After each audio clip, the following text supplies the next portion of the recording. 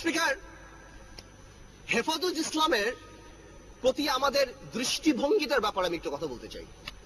Speaker, আমি দেখলাম আলামা শফি সাহেব 90 বছর বয়স, হেলিকপ্টার করে কোথায় গিয়েছেন।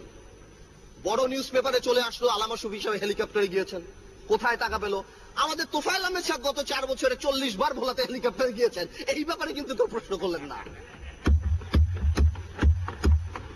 আমি মনে করি স্পিকার, আপনারা আমাকে একটু মাফ করবেন, আপনারা আমাদের ঐক্যতাও আমি একটু কথা বলে নিই। স্পিকার, গত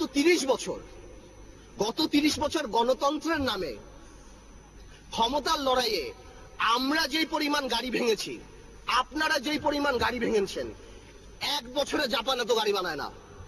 যত সরকারি সম্পত্তি আমরা আপনারা নষ্ট করেছি, ওই দিয়ে 2টা পদ্মা ব্রিজ বানানো যেত। আমরা যদি বাংলাদেশ জিন্দাবাদ বলে গাড়ি ভাঙি, সেটা সহিংস আন্দোলন। আপনারা জয় বাংলা বলে গাড়ি ভাঙলে সহিংস আন্দোলন। আল্লাহু আকবার বলে হেফাজত যদি গাড়ি ভাঙে, তাহলে তারা জঙ্গি হয়ে যায়। এইটা কি ধরনের কথা?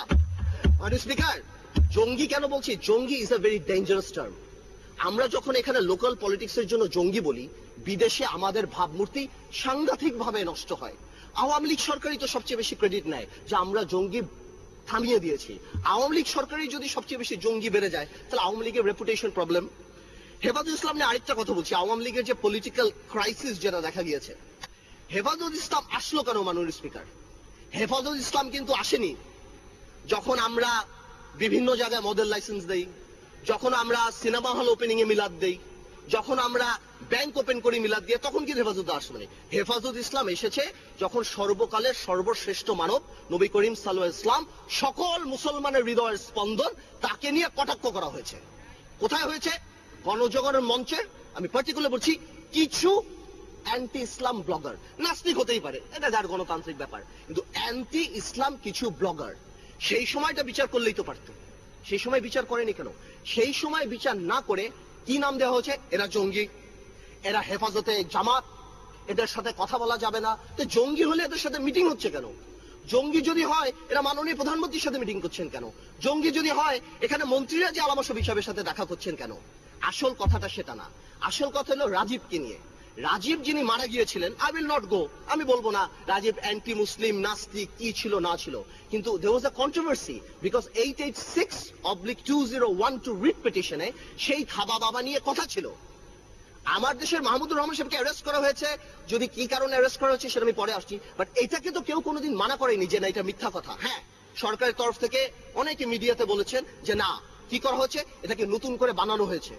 এটা আসলে এরকম ছিল না। আসলে ব্যাপারটা কি, যদি নতুন করেই বানানো হয়, খাবা বাবা যদি আসলে রাজীবের না হয়ে থাকে, তাহলে ওটা কেন সত্য হবে যে ওই 4 জন যারা মার্ডার করলো, তারা ওই খাবা বাবা পরে রাজীবকে মার্ডার করলো? তার মানে খাবা বাবা আগেই ছিল। আওয়ামী লীগের টেকনিক্যাল প্রবলেম হয়ে গেছে।